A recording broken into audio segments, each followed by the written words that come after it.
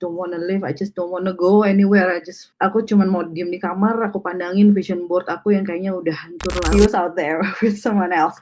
Masalah ini aku selalu mikir, what would my daddy say to me gitu ya? Nasihat apa yang bakalan dia kasih gitu. My biggest why saat ini adalah anakku 2, yang satu laki-laki, yang satu perempuan. Yang perempuan ini dia special needs kid. Denial gitu, enggak, anakku enggak segininya. Aku mau bilang sama diriku yang waktu itu masih 25 tahun, nggak usah buru-buru yuk, duluin aja apa yang jadi cita-cita kamu deh, karena kamu ngeduluin orang lain.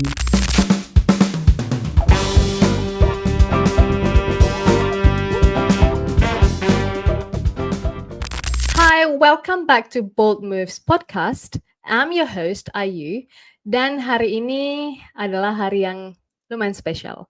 Hari yang spesial karena aku nggak sendirian. Hari ini kita akan kedatangan first guest speaker ever di Bold Moves Podcast. Dia adalah seorang wanita, seorang perempuan yang memiliki perjalanan karir dan perjalanan hidup yang tangguh, yang bakal menjadi inspirasi untuk kita semua. Jadi hari ini kita akan membicarakan tentang personal growth, tentang bagaimana menjalani kesulitan-kesulitan yang biasa kita alami pada umumnya. Pastinya episode kali ini akan menginspirasi banyak orang di luar sana.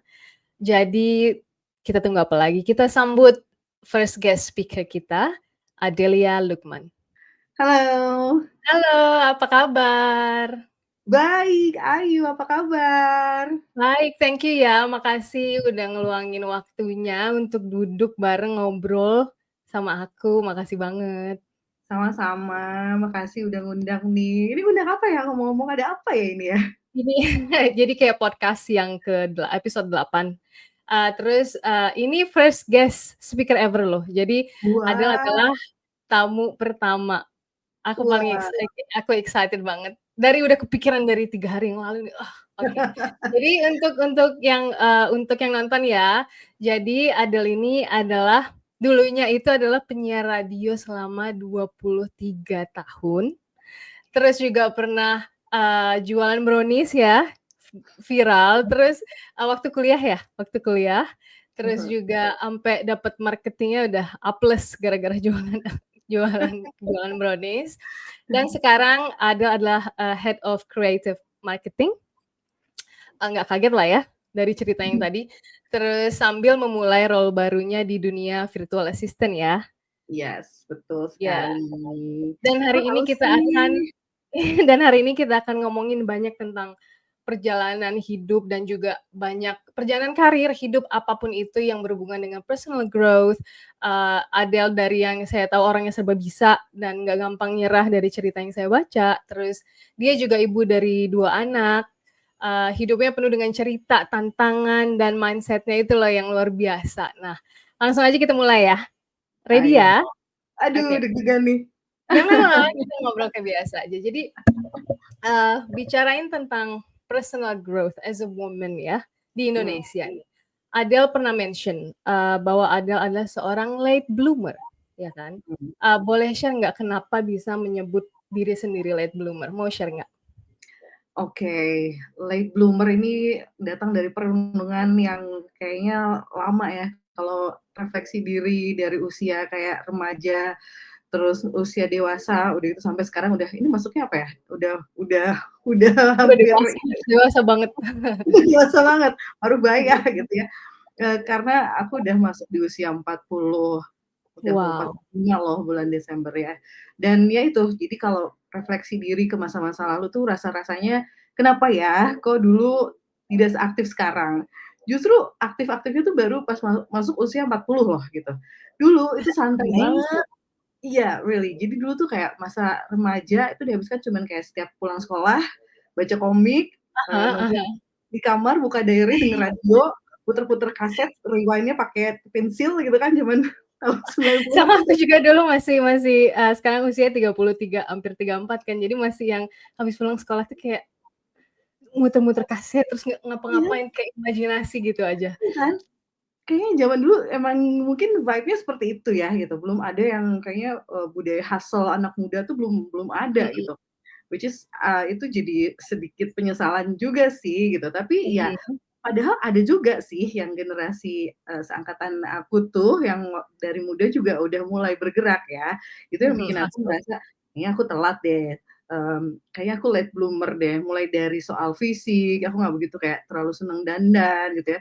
Mulai Mhm. dari kayak pacaran juga enggak, teman-teman SMP Nggak udah pada gitu ya, pacaran, beda. aku belum gitu ya.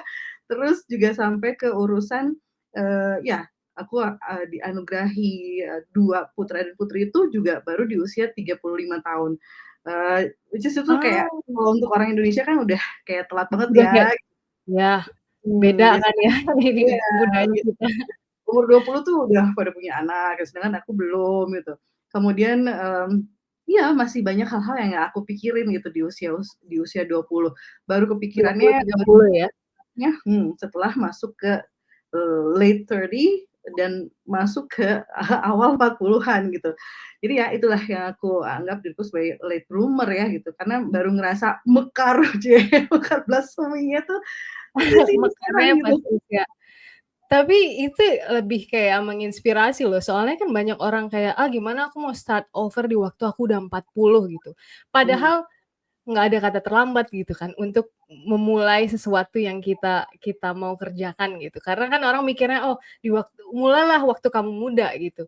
Atau mungkin susah juga dulu ya kayak menentukan apa yang kita mau kerjakan, apa yang kita suka, apa apa mhm. itu? Nyari passion-nya susah? Nyari passion-nya itu kayak nggak tahu gitu.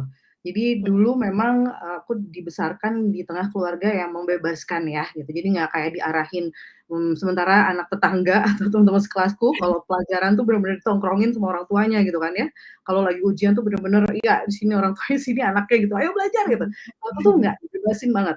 Termasuk kayak, les apa-apa gitu ya, ya nggak ditawarin gitu. Jadi, dan nggak diarahkan.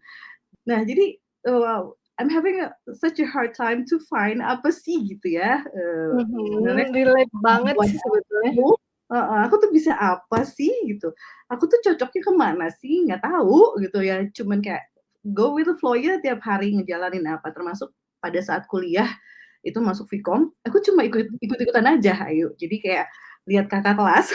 Itu sama ceritanya, aku juga sama cerita gitu, kayak ikut-ikut aja mau kuliah, mau apa, mau ngapain, mau apa. Jadi, aku kayaknya makanya pertanyaan pertama adalah aku kasih adalah late bloomer, karena aku relate banget, karena aku juga pengen tahu gitu cerita dan aku pastinya yakin nggak cuman kita aja gitu yang ngerasa bahwa di usia udah 30 baru baru tahu passion-nya apa gitu, Iya, maunya apa gitu dan hal yang kita suka di waktu usia udah kan usia dewasa gitu kan, iya. 30-an gitu. Iya, Jadi memang sih, kan katanya kalau usia masih remaja, masuk 20 tuh masih usia-usia pencarian jati diri ya. Jadi emang iya, wajar kalau belum tahu apa yang dimau gitu. Tapi sampai masuk usia 30 pun waktu itu aku masih belum ngerti, apa yang aku mau gitu.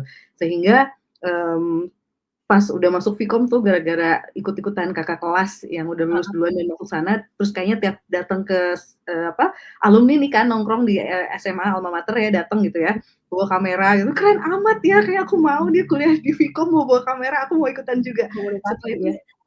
setelah itu aku jadi kenal dunia radio kan, di situ aku Oh dari situ, oke. ya, dari situ aku diajak salah seorang temen yang duluan jadi penyiar radio di Bandung waktu itu, untuk ikutan. Itu juga iseng-iseng aja gitu. "Del, lu mau siaran nggak?" "Ayo deh," gitu, sambil nggak tahu siaran itu kayak gimana gitu ya, dengan modal cuman kayak, "Oke, berani aja," gitu ya. Nah, di situ baru, aku kayak, "Oh, ini asik juga ya," tapi masih kayak sebenarnya belum feel into it gitu, cuman ngejalanin aja lah gitu. Dan Mhm, makanya kenapa bisa sampai 23 tahun Ayu, aku di dunia radio, sebenarnya itu karena lama aku tuh late bloomer itu. I still haven't got any idea what I'm capable of, what I can do gitu ya. Eee, ya udah gitu, jadi kayak jalanin aja, makanya betah banget. gitu. Mhm.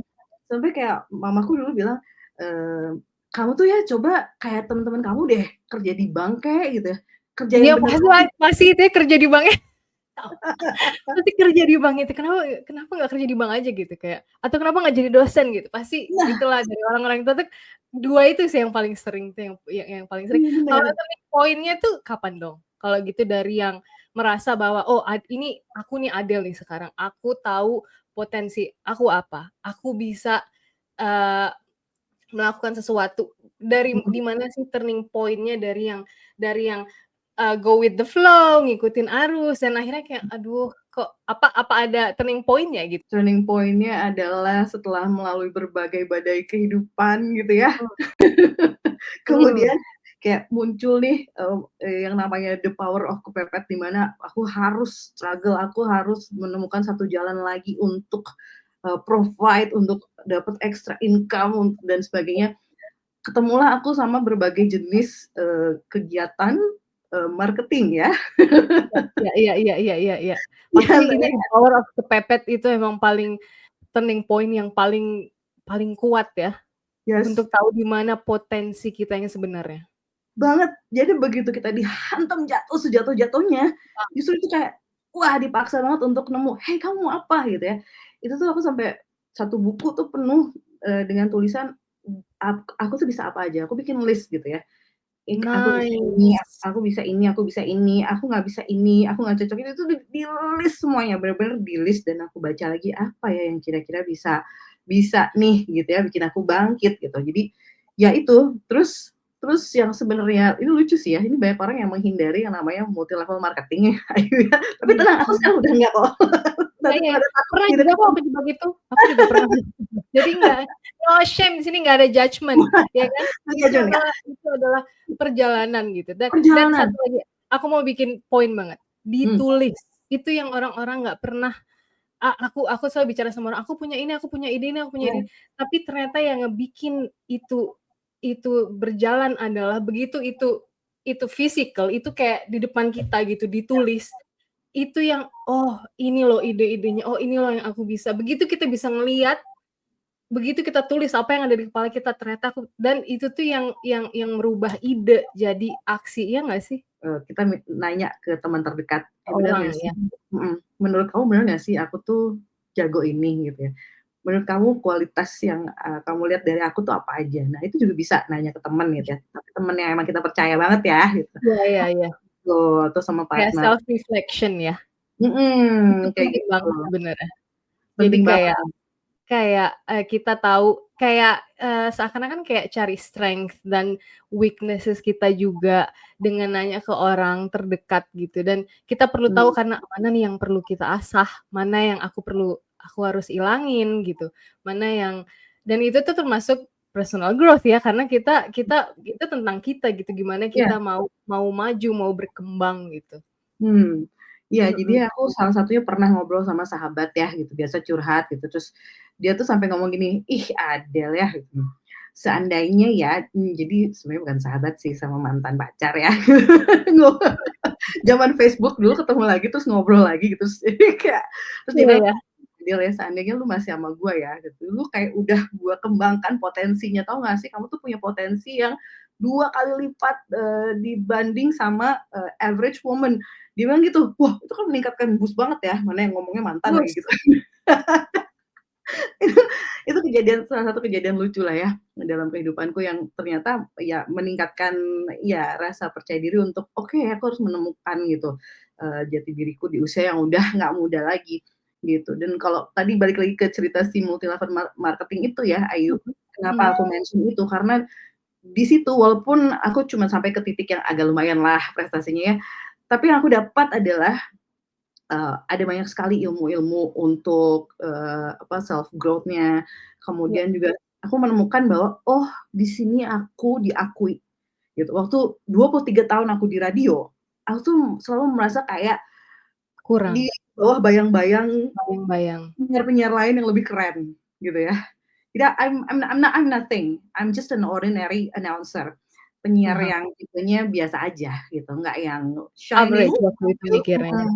nggak yang gaul ke Karena mana-mana. ininya dibatasin kan, karena ininya Maksudnya aku terbatas, sendiri, yes, limiting beliefs kan jadinya, terus jadi percaya gitu.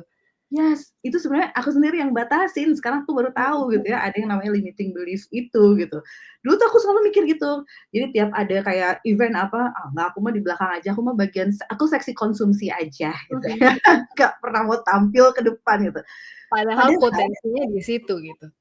itu dia, padahal pada saat aku siaran itu pun, atasan, owner radionya tuh udah kayak bilang gini, Pokoknya yang boleh meng-handle talk show klien itu hanya 3 orang. Jadi di situ tuh di antara belasan penyiar hanya 3 orang, salah satunya aku.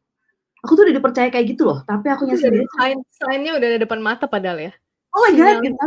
Iya, tapi aku tuh kayak nggak, oh ya, talk show kan cuman talk show biasa gitu ya. Aku tuh ya ampun gitu ya, tetep anything ya goes again. yang ada tuh tetep penyiar-penyiar keren yang wow, yang selalu di-endorse gitu ya, Instagram-nya followers-nya banyak banget gitu ya, sedangkan aku ya Padahal itu paling ngebatasin kita sendiri kan, jadi kayak oh my god. Nah, pas aku masuk ke dunia multi level marketing itu, di mana lingkungannya bukan penyiar ya gitu, orang lain, ya, orang orang baru.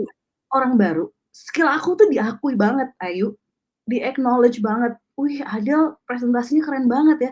Yang aku pikir, "Presentasi keren? Ini aku biasa aja," gitu. Tapi ternyata yang aku anggap biasa, itu adalah buah dari memang, apa yang aku pengalaman aku Kerja, selama iya. bertahun-tahun jadi penyiar ya, itu buah memang aku ditempa training sebagai penyiar dan sebagainya. Aku punya skill-nya ternyata dan itu bermanfaat di tempat lain. Oh my god, aku baru kayak dapet turning point, "This is it," gitu ya, "This is it," gitu, "ini Itu ternyata kan. dunia aku," gitu. Iya, itu bener-bener deh. Iya. Aduh. Jadi, seperti yang kita tahu ya, kayak growth pasti happens di luar comfort zone yang kayak kita omongin tadi sempet.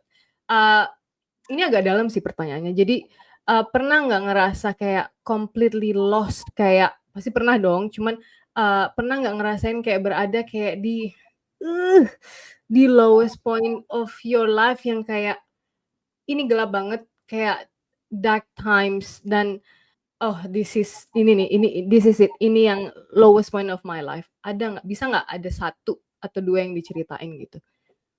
Wah, ini langsung tarik nafas. Take your time, take your time, this is heavy, ini berat. Cuman aku yakin ini akan menginspirasi orang banyak, karena banyak orang berpikiran bahwa aku Mmm, sendiri ngadepin aku sendiri ngadepin loss and grief, aku sendiri ngadepin, eee affairs, cheating, aku sendiri ngadepin kehilangan ini, aku sendiri ngadepin ini, sakit atau apapun itu.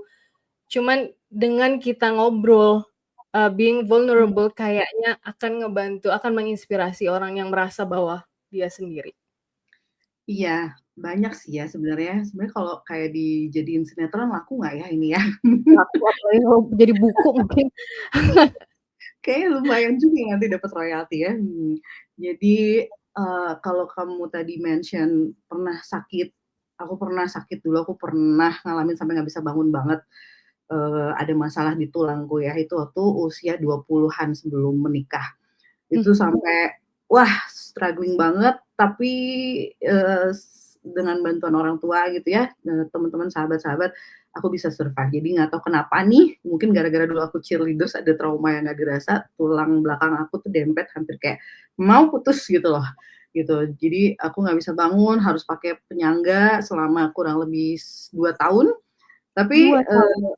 iya 2 tahun. Jadi begitu akhirnya bisa bangun, masih harus pakai penyangga, setahun setengah, itu aku tetap sambil kerja.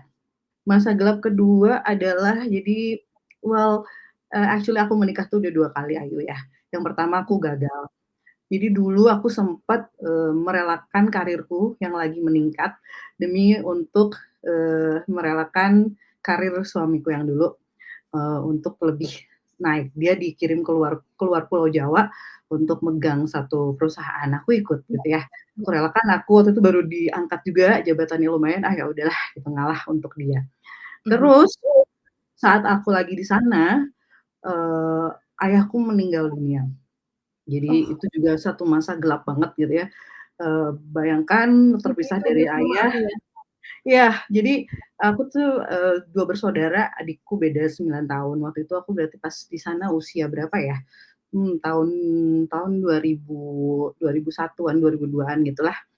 Eee, baru 2 tahun di sana, ayahku meninggal, aku posisi masih di sana gitu ya, ini gimana ini, di perjalanan tuh, Mhm. wah di pesawat tuh udah kayak nggak jelas perasaan dan pas aku di travel dari bandara Jakarta mau ke Bandung, aku ditelepon, "Maafkan ya Nak, ini kalau nunggu kamu terlalu lama, kasihan ayahmu, jadi minta keridoannya untuk dimakamkan duluan," gitu ya, "tanpa kamu bisa menyaksikan."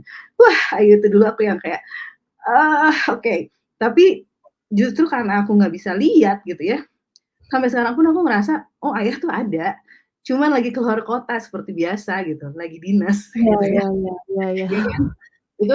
Itu hard times banget. Sampai bertahun-tahun aku kalau ingat beliau masih nangis gitu ya. Kalau kayak ziarah ke makam itu masih kayak, wah itu nggak bisa deh, nggak bisa Sampai gitu. sampai sampai sekarang?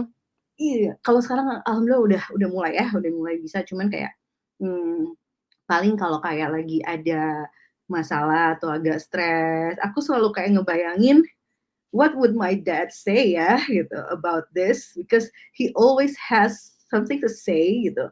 Dia selalu punya Iya. nasehat, kan cuman buat aku. Jadi ternyata sifat seneng nurturing orang yang aku punya, itu nurun dari Dari beliau. dari ayah ya? Iya, jadi kayak sekarang aku suka buka internship, aku suka kayak, ngebantu teman-teman untuk, ayo dong," gitu ya. Itu tuh dari beliau. Jadi dulu kita tuh punya kafe pinggir jalan tahun 97-an di Bandung tuh rame banget di daerah Dago, kafe pinggir jalan. Itu tempat ngumpul anak-anak muda, dan anak-anak mudanya tuh ngapain ngumpul di kafe kita untuk ngobrol sama ayah aku, ngobrol tentang self improvement gitu. Ngobrolin curhat, "Om ini Mhm. gimana band aku kok nggak jalan, Om ini gimana usaha aku kok gini." Itu tuh curhat sama beliau. Dulu aku tuh Wow, kayak iya, dulu aku tuh suka kayak jealous gitu ya, "Apaan sih ayah nih, ngapain sih?" Gitu ya. Terus yang dideketin tuh temen-temen aku, jadi kayak, "Ini apa sih maksudnya sih?" Gitu ya, temen-temen aku malah jadi deket sama ayahku kayak, ih cringe banget gitu ya kalau anak zaman sekarang gitu ya, gitu. Tapi ternyata ya itu, saat beliau meninggal aku baru tahu gitu dari semua sahabat-sahabatku yang ngucapin terima kasih, "Adil kita tuh berterima kasih banget loh sama almarhum ayah kamu, karena berkat beliau kita tuh bisa kayak berkembang gitu, kita tuh bisa kayak punya mindset yang bagus." Dari situ aku yang nyesel. Makanya sekarang tiap aku ada masalah, akhirnya aku selalu mikir, "What would my daddy say to me?" Gitu ya. Nasehat apa yang bakalan dia kasih gitu. Pokoknya ya gitu deh, penyesalan ya, penyesalan. ikut ngerasa gimana gitu. Cuman thank you banget, udah mau Mmm, sharing hal yang yang yang yang sensitif dan aku yakin ya kayak tadi, nggak sendirian tapi emang loss and grief itu adalah hal yang luar biasa beratnya dan mhm, setiap orang punya punya metode dan cara dan waktu yang berbeda untuk menjalani itu. Aku nggak iya, ngerti ya karena alhamdulillah sampai sekarang bapak sama ibu masih ada sama kita dan tapi suami aku kehilangan papanya dia dari dia muda gitu, dari 20-an mhm, gitu dan mmm, itu dari cerita yang dan dia deket deket banget sama kayak cerita yang Adele ceritain gitu, dia deket banget sama papanya, terus gimana mamanya dia nyeritain papanya, gimana adeknya dia nyeritain papanya, dan kadang tuh waktu kan suami orang Kolombia ya, jadi kalau ke sana itu padahal orangnya itu nggak ada gitu, cuman ada mhm, fotonya, mmm, ada ada ceritanya gitu, itu seakan-akan sama aku nggak pernah ketemu, tapi aku mikirnya orang ini kayak di luar kota gitu loh. iya iya, seperti itu. Kayak gitulah perasaannya. Dan ya dari situ aku pindah lagi ke Bandung kan, dan di Dan Bandung itu itu pindah ke malah Bandung lagi ya? Heeh. di Bandung itu malah, pernikahanku hancur hancur hancur banget gitu ya. Jadi waktu itu aku gagal, eee, he cheated on me dan itu masa-masa yang kalau tadi Ayu tanya yang paling, rock bottom-nya apa, aku pikir itu deh ya bener-bener lowest point, sampai yang kurus, aduh kalau kalau yang lagi diet Iya, sengaja diet enak banget tuh kurus, sekurus-kurusnya kayak kalau lagu bilang, jadi nggak enak makan, nggak enak tidur, itu tuh beneran gitu ya, kayak emang bener kan? heeh, lihat Dan makanan itu tuh udah kayak, nah gitu ya, jadi I itu just the lowest point karena campuran kehilangan ayah, terus habis itu udah apa, ngalah untuk pekerjaan gitu kan. Terus mhm, ternyata pas balik, dang, iya puns. Terus iya. itu tuh the lowest point banget ya? Itu the Pada lowest waktu itu point banget, berarti ya? iya. Pada waktu itu aku di Bandung, pulang lagi ke Bandung, itu sebenarnya saat aku mulai lagi usaha brownies-ku dan viralnya tuh justru pas waktu itu sebenarnya. Jadi setiap hari aku di dapur, terus setiap hari aku produksi sampai kayak, beratus-ratus loyang gitu ya, itu aku sendiri ngerjain, packing dan ngirim dan sebagainya bareng sama partnerku waktu itu ya. Di situ aku kerja keras tapi di luaran sana gitu suamiku malah cheating. Jadi rasanya tuh sakitnya tuh luar biasa banget ya Ayu gitu. luar biasa banget. While I was trying to provide for us gitu ya, he was out there with someone else.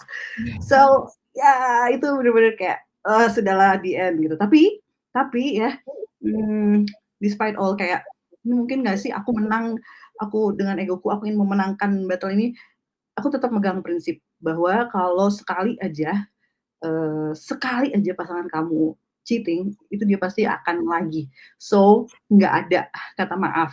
Kalau aku prinsipnya seperti itu. Nggak ada kata maaf. Jadi nggak ada usaha untuk make Iya. amends, no, gitu. Udah Iya. saat itu aku langsung proses ya. Jadi I move on gitu, walaupun move on-nya dengan Itu salah satu keberanian loh untuk melakukan itu. Divorce itu di Indonesia nggak semudah yang dipikirkan gitu, dan kebanyakan itu bukan karena prosesnya aja, tapi karena keberanian kita sebagai seorang perempuan, eee, budaya kita tentang cerai, tentang divorce itu kan dulunya tuh seperti negatif gitu kan, padahal buat apa berada di relationship yang toxic, yang ngebuat kita mempertanyakan, am I worth it? Apa aku ya terus dan itu keberanian yang luar biasa sih kalau kalau aku bilang di budaya kita itu untuk betul banget, mhm, Ayu. Jadi begitu kejadian itu pertanyaan-pertanyaan, kayak, "What is wrong with me?" gitu, "I think I am the one to because of blame. me, Is it because of because me?" I'm busy. Yeah, because I was too busy, because I wasn't taking care of myself and be pleasant enough for him gitu kan. Macam-macam lah gitu, itu pasti tetap ya, dan mungkin karena aku juga belum ada keturunan, jadi mungkin lebih gampang untuk mengambil keputusan, tapi, alasan utamaku adalah prinsipku itu. Prinsipku itu, nggak ada kata maaf gitu, udah. Ya di situ aku move on-nya tuh dengan kayak menyibukkan diri, aku kayak sampai malam di radio, Oh, itu untungnya aku di rumah yang kedua. aku mau tanyain bagaimana menghadapi hal yang simple, menghadapi lowest point of your life. Jadi Ya. mhm, Aku waktu itu, nggak mau sendiri, aku nggak mau sendiri. So, aku, pergi ke rumah keduaku. Aku nggak sanggup untuk pergi ke rumah mamaku, aku nggak cerita, beliau taunya malah lebih dulu dari sahabatku yang bocorin cerita gitu ya, ke beliau, aku nggak sanggup cerita. Jadi aku cari temen, aku cari rumah keduaku waktu itu di radio.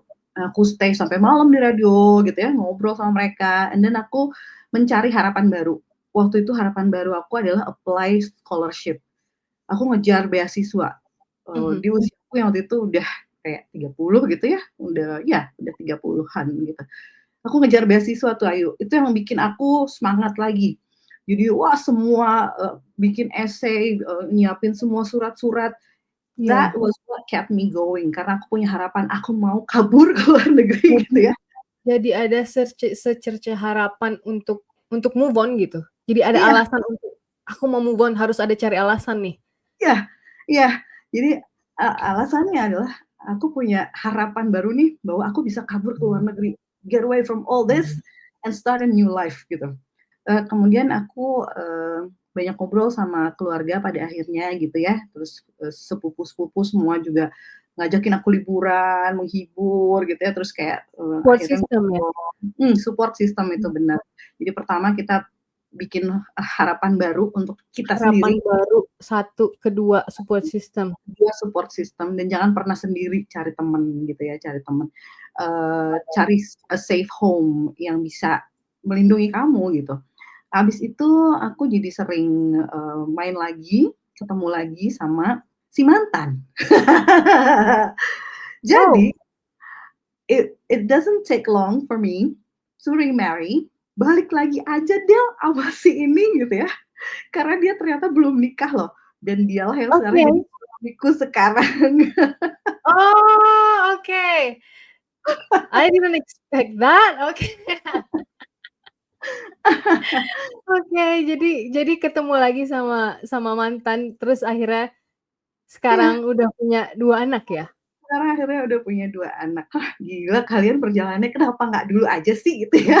Kenapa Ya harus itulah itu, kalau bisa dibikin simpel ya masalahnya, nggak bisa gitu, iya kan? Masalah nggak bisa, mungkin emang udah jalan Tuhannya kayak gini gitu ya. Pada akhirnya Iya, kita menerima bahwa ya memang cerita hidupnya harus begini gitu kan. ngelihat dari beberapa cerita dan beberapa, yang terjadi di saat ini, dari dulu sih sebenarnya kalau perselingkuhan ya. Cuman Mhm, kan itu hal yang banyak dianggap orang aib ya, aib. ya. Jadi banyak orang yang nggak berani untuk walaupun suaminya atau istri yang selingkuh pun. Jadi karena itu sesuatu yang dianggap aib dan memalukan keluarga dan sebagainya, jadi stay gitu. Dan Mmm, itu keputusan orang masing-masing karena mereka punya punya alasan ya.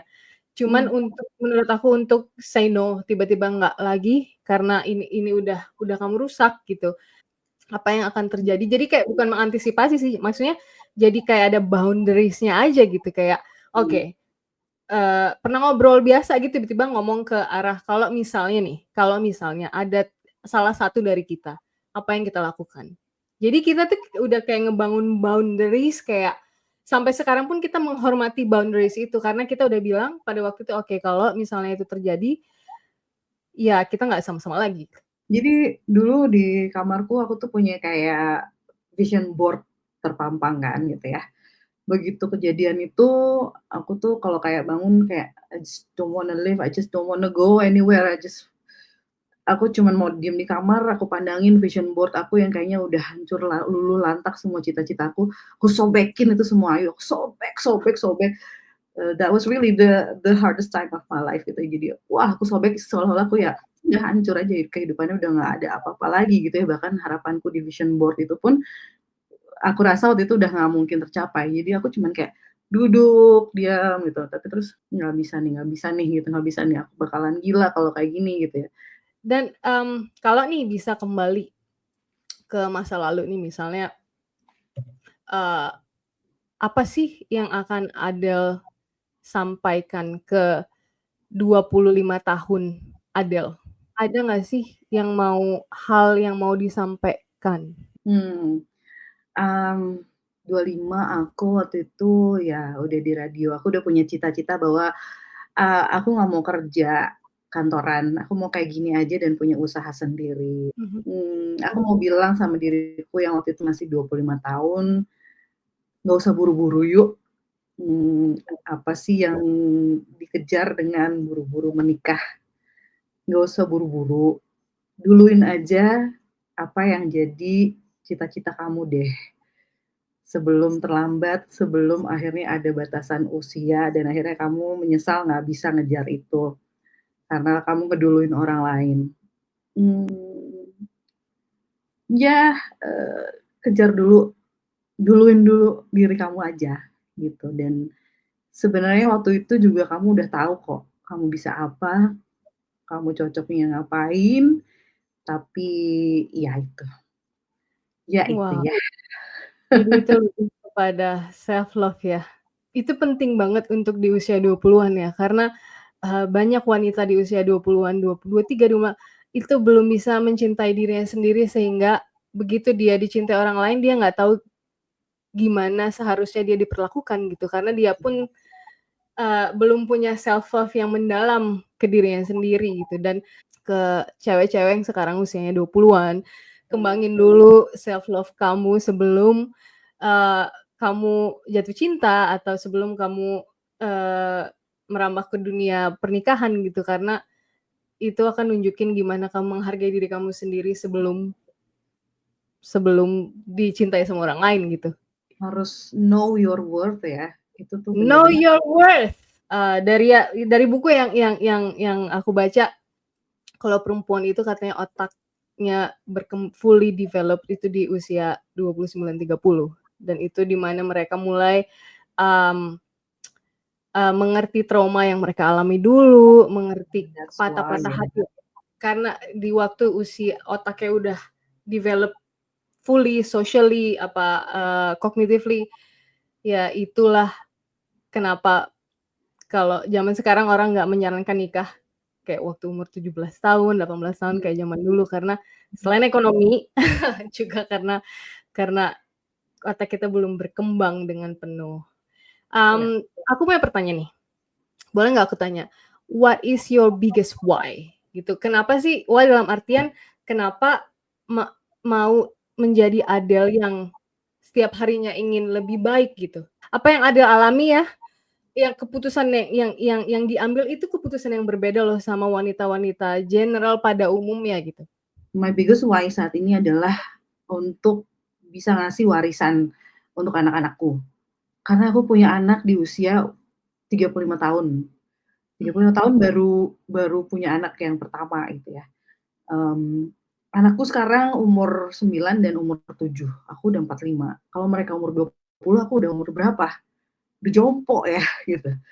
Will I be able to like still provide them? Will I still be able to like masih panjang umur nggak ya gitu untuk Oke oke. lihat mereka menikah, punya anak sendiri gitu, sukses dan sebagainya. Nggak ada yang tahu ya usia gitu ya. Jadi my biggest why adalah aku pengen ngasih warisan. Warisannya bukan hanya dalam bentuk materi, tapi aku pengen ada orang-orang yang look after them when I was gone gitu. Jadi saat aku udah nggak ada nanti, akan ada orang-orang yang bilang ke anak-anakku, "Hei, dulu mama kamu tuh sama aku, sini yuk," gitu. Jadi pengen ada yang kayak gitu, ayo. Sama halnya dengan waktu ayahku meninggal, ada orang-orang yang merangkul kita sekeluarga gitu ya, gitu, membantu. Itu sih. Jadi pikiranku sekarang kayak kalau kayak aku bikin kelas, kalau aku bikin apa-apa, itu nggak sepenuhnya untuk nilai ekonomis ya, nggak sepenuhnya Mhm. untuk, cari extra income, tapi juga untuk cari ada nilai tambahan nggak nih, karena aku udah Iya tua, tapi belum iya. banyak yang aku lakukan. Because I'm a late bloomer itu, dulu aku kayak menjalani hidup gitu aja, tanpa mikir bahwa aku tuh harus ada tabungan untuk akhirat loh gitu. Jadi 2 gitu, aku tuh harus nabung untuk anak-anakku dan juga nabung untuk tabungan akhiratku. Oh ini nih kenapa nih aku ngambil keputusan ini hari ini daripada cuman baring main HP, Iya, lihat HP atau lihat sosial media, oh enggak, aku harus ngerjain sesuatu karena aku ada yang strong why yang harus aku kejar karena itu anakku, itu iya, tabung akhiratku nanti juga. mhm, Dan itu sih salah satu motivasi ya juga dong untuk iya. karena kan tadi kayak yang aku bilang keputusan yang Adele ambil gitu, itu keputusan-keputusan yang sadar nggak sih Adele kalau mengambil keputusan yang berbeda dan unik itu dan apa masih belum sadar juga? Masih belum sadar kayaknya. Tetep ya, Iya. ayo, kayak iya itu, pokoknya hanya berdasarkan itu, apalagi anakku 2, yang satu laki-laki, yang satu perempuan. Yang perempuan ini, dia special needs kid. Oke. Jadi, apa ya, dia itu kalau kata psikolognya, ada disabilitas intelektual. Jadi usianya 7 tahun, tapi kemampuan kognitifnya dan, kemampuan motoriknya masih Di bawah, di bawah, masih di iya. usia kayak 4 tahun setengah gitu. It took a while, it took like ya actually udah kayak hampir terlambat, dia usia 7 tahun, aku baru kayak akhirnya menerima dia harus masuk sekolah khusus gitu ya. Dulu tuh aku masih cuman kayak, oke deh terapi-terapi, kemudian pandemi, akhirnya dia nggak ditangani dengan baik. Akhirnya homeschooling, tapi aku masih kayak, cobain yuk sekolah biasa gitu, masukin ke sekolah biasa lagi, dia nggak berkembang. Setelah masuk 7 tahun, udah mau masuk SD, baru aku dan suamiku berpikir, "Kenapa ya belum ada perkembangan banget?" Gitu. Ya udah kita ke psikolog lagi, di situ aku, kena lagi tuh, kena mental lagi, ayu. Iya. Jadi, baru deh diliatin hasil psikotesnya kan, anak ibu usia 7 tahun tapi kemampuannya masih di 4,5 tahun. Ini harus benar-benar dikejar gitu, nggak bisa lagi. Tapi ibu juga harus menerima kenyataan bahwa yang dikejar ini bukan lagi harus menyamakan antara usia usia, fisiknya dengan usia kemampuan ininya ya, intelektualnya. Karena nggak akan mungkin kekejar, tapi bagaimana kita mengejar dia bisa mandiri, Biar bagaimana dia bisa mandiri ya. itu yang paling penting. Itu kan aku begitu tahu, nyes gitu ya, nggak mungkin kekejar, kembali Pasti. aku ingat ke itu loh, umur aku udah segini, anakku masih kecil, nanti gimana gitu, aku ninggalin anak yang nggak bisa apa-apa gimana gitu ya, kalau dia nggak bisa survive di dunia ini gimana gitu. Itu aku kembali kayak, aduh sedihnya Ayu, sedih banget ya, aku survei ke semuanya, ke inklusi, lumayan mahal, pricey ya Bo, gitu. Iya, ah hah. Homeschooling aku meragukan diriku sendiri, aduh homeschooling akunya mampu nggak ya gitu. Kemudian pas di SLB ini aku yang nangis banget pulang dari sana Ayu, karena aku melihat, Kenapa? eee, apa ya, aku salut banget sama para orang tua dengan anak-anak disabilitas Aku ya. juga. Itu Mhm. keren banget ya. Ya aku pun gitu termasuk salah satunya yang mungkin masih Iya. kayak denial gitu ya, ngerasanya anakku kayaknya lebih nggak apa-apa kok gitu ya. Tapi sebenarnya enggak gitu, sebenarnya kalau masuk ke situ pun oke. Tapi di situ aku kayak, enggak gitu, denial akunya keluar banget begitu aku survei Mhm. ke SLB. Enggak, anakku nggak segini banget gitu, enggak. Tapi terus yang, tapi dia butuh gitu. Wah itu bener-bener struggle banget deh gitu ya untuk menentukan mau dimasukin ke mana nih anakku gitu ya. Di situ pas akhirnya, pulang dari survei ke SLB itu aku nangis karena lihat ada yang udah lulus SMA masih di situ gitu ya beberapa, dan mereka lagi bikin prakarya. Ya ini mereka, akhirnya, apa namanya, bisa mandiri mencari penghidupannya dengan seperti ini, bikin macam-macam prakarya untuk dijual. Oh, oke, ya bisa mandiri seperti itu ya, keren juga ya gitu. Tapi terus aku nangis, nangis Kayak gitu ada sampai sedikit telepon mama. pengharapan, cuman masih ada denial di dalam yang Itu, betul banget. Aku telepon mama aku bilang, "Mama, ini kayaknya Mima harus masuk, sekolah khusus deh," gitu. Tapi aku kok nggak ngasih kalau ke SLB ya gitu, aku masih kayak, denial gitu, "Enggak, anakku nggak segininya," gitu. Tapi dari psikolog, dari si guru-guru yang aku ajak ngobrol pun, "Oh iya emang segitunya, anak kamu emang gitu," gitu ya. Terus suamiku bilang, "Ya Ibu, udah kenapa ya mesti kayak gitu, udah, ini aja kita terima terima kenyataan, karena yang paling penting adalah harus mau menerima dulu," gitu ya, ya, harus mau menerima dulu itu. Terima bahwa kondisi anak kita seperti ini, terus yuk, mana nih yang memang sesuai kemampuan kita. Akhirnya aku ngobrol lagi sama psikolog, tapi sama temenku ya, jadi dia memahami mhm, aku, background aku, dia lebih paham. Dia bilang, "Udah ke inklusi aja," ke inklusi aja, aku ke sana tapi pas inklusinya udah tutup. Akhirnya dapet nih PKBM sekolahnya, jadi semacam komunitas sih sebenarnya, oke, semacam semacam sekolah komunitas. komunitas, tapi di situ ternyata alhamdulillah cocok ya gitu. Dan baru deh aku menemukan ketenangan gitu di situ. Walaupun setiap nerima report tuh aku masih kayak nangis, anakku beda ya ternyata," gitu. Tapi ya gitu ya, tapi ya sudah, intinya adalah Itu harus mau terima gitu. ini another struggle yang luar biasa sih kalau aku bener-bener salut dan respect sama orang tua, yang punya anak, di disabilitas ya. Karena itu bener-bener nggak semudah yang kayak di TV gitu, kayak di film gitu. Karena kayak tadi yang paling berat itu yang nerimanya itu ya, kayak eee, denial tapi sedih gitu, sedih Ya, karena memikirkan lagi, nanti kalau mama udah umur segini kamu gimana gitu, kayaknya itu sih bagian yang sebenarnya berat. sebenarnya itu Ayu bener, mmm, bahwa kita nih perempuan sering overthinking dan mikirnya terlalu jauh ke depan ya, Heeh, terlalu jauh-jauh banget gitu yang belum kejadian udah dipikirin, sebenarnya iya, itu tuh yang bikin kita sering sakit, sering down. mmm, Padahal kan hidup itu ya now, today gitu ya, present yang kan, heeh, present time, yang kemarin udah, yang ke depan kita belum tahu gitu. Udah gitu, terima aja dulu kenyataan bahwa anak kita sekarang gini gitu. Terus bahkan suamiku bilang gini, "Hei Bu, orang tua lain itu sering ngomong ke anaknya kan kayak gini, "Hey," gitu kan, "don't grow up too fast dong," gitu ya, "jangan jangan jangan gede terlalu cepet dong oh, sayang," iya gitu ya. iya iya, Sedangkan bener, kita beruntung banget dikasih anak yang grow up-nya nggak cepet-cepet amat gitu kan. Jadi we should be grateful gitu. We are blessed with her gitu, yang setiap hari tuh kayak tingkahnya lucu banget. Anak udah 7 tahun tapi kayak masih lucu aja kayak balita gitu kan. Dan kalau misalnya masuk ke, wahana-wahana gitu ya, yang ah hah. 5 tahun ke bawah pasti gratis, itu masih bisa. Oh Karena nggak ya? ada yang tahu kalau dia 7 tahun. So, Oh gitu, karena nggak kelihatan juga ya? nggak kelihatan. Jadi ya itu deh, ya jadi keuntungannya itu ya, masih bisa dianggap 5 tahun gitu, dapat masuk gratis ke mana-mana. Aku tentang Adele yang aku taunya dari Instagram kan, sebetulnya kita tahu dari Instagram dan sekarang denger cerita up and down dari masa 20-an sampai sekarang itu luar biasa sih you Nah, should be proud of all of your decision, you should be proud of you. Nggak segampang itu menjalani itu semua sih. Ya, Ayu aku sebenarnya sebelum, setuju untuk ngobrol sama Ayu gitu, Ah hah. aku sebenarnya agak impulsif juga pas Ayu bilang sedang cari nih gitu yang mau diajak Mhm ngobrol mhm. podcast.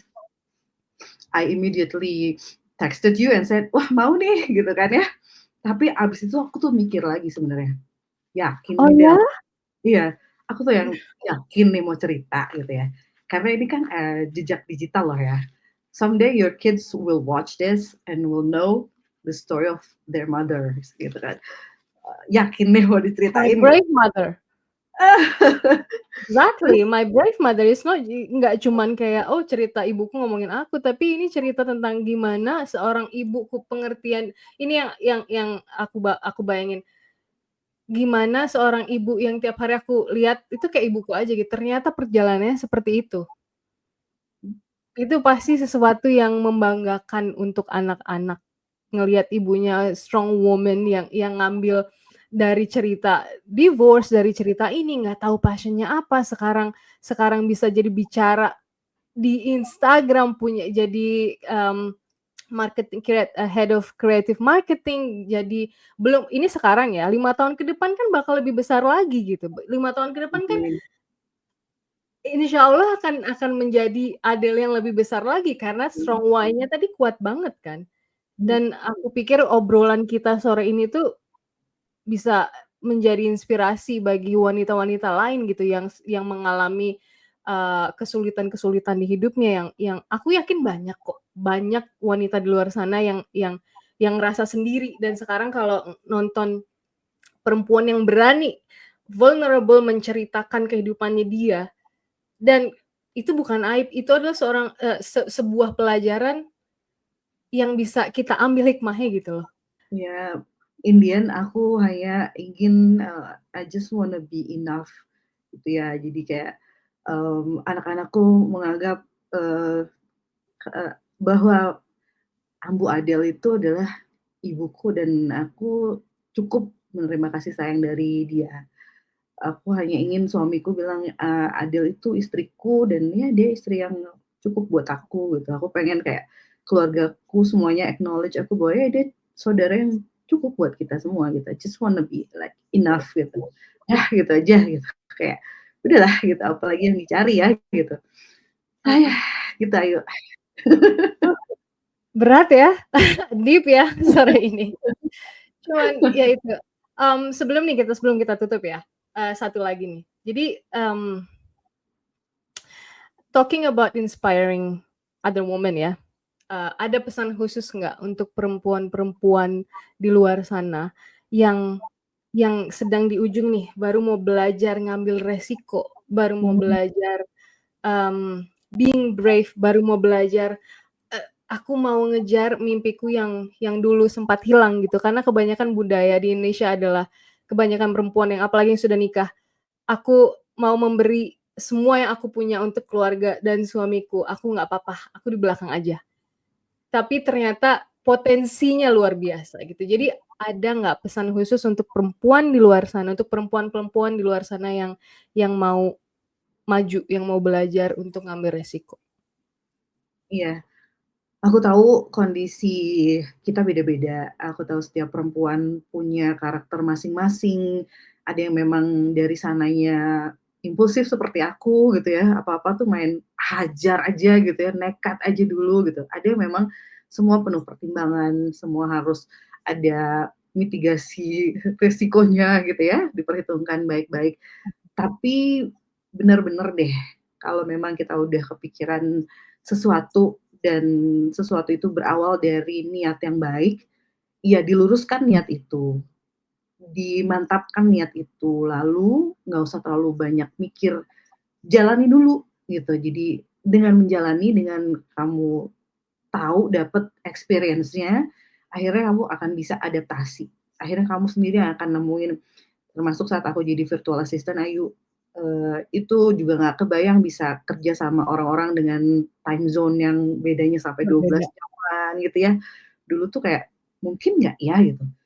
Ya kalau cuman dipikirin, "Mungkin nggak ya mungkin nggak ya?" Ya nggak mungkin gitu. Tapi jalanin, begitu ada yang approach, "Hey, "Bisakah kamu bantu saya?" "Dari mana?" "Dari US." Ya terima gitu ya. Atau mungkin sebelumnya tahu, tapi kalau kita nggak akan tahu, we'll never know if we never try, itu aja deh. Ya. Gitu, itu kayak satu ungkapan yang sering banget kita dengar dari dulu, tapi itu betul, kan mungkin Tapi itu orang-orang bener. gitu, You you'll never never know know until you try, until you try, ya kan? iya. Iya, gitu aja, berani Oke. aja. Harus Mungkin coba, paling nggak mencoba berani. banyak banget yang suka curhat DM ke aku bilang, "Gimana ya Kak, aku kok kayak masih belum pede ya gitu untuk secure clients dari luar negeri, bahasa Inggrisku minim," gitu. "Aku juga skill-nya masih sedikit," gitu ya. Kadang kitanya harus kayak, ya itu berani terjun dulu, akhirnya ada the power of kepepet untuk bikin kita mau nambah Power of skill. kepepet. Iya. Iya, kan kadang-kadang kalau kita belum butuh apa-apa, ya nggak akan belajar skill-nya gitu. Tapi begitu udah butuh, "Oh iya aku harus belajar Canva," ya belajar gitu, karena aku harus menguasai Karena itu. harus. Heeh, karena harus, akhirnya kita nambah skill. Kalau misalnya dinasehatin, "Ya nambah Nice. skill dong kalau kamu belum pede." Ya nggak, Ya biasanya gitu aja. enggak, gitu Tapi aja. begitu ada faktor pull yang Heeh, narik baru deh yang mau. narik begitu langsung mau nggak mau nih, mau nggak Mhm, mau, akhirnya harus nyoba. iya, Oh, thank you gitu. banget hari ini obrolannya luar biasa. Aku bener-bener Sama-sama. apresiasi banget sih yang kayak, dan bersyukur banget waktu habis nge-DM nggak cancel gitu, kayak, "Ah, ya nggak usah." Wah, ternyata masih kepikiran ya, cuman again itu sesuatu yang berani, hal yang berani, itu sesuatu yang bold, yang brave, yang being vulnerable di sekarang jejak digital untuk ngobrolin hal kayak gini yang banyak mungkin, wanita di luar sana yang ngalamin hal yang serupa gitu. Akan tahu, akan ada dorongan lah, oh ternyata ada cerita banyak di luar sana yang ternyata hidupnya lebih baik setelah event tertentu gitu. Thank you banget ya Adele atas waktunya. Sama-sama Thank you Ayu, banget. terima kasih Oke, banyak ya. bye. Bye.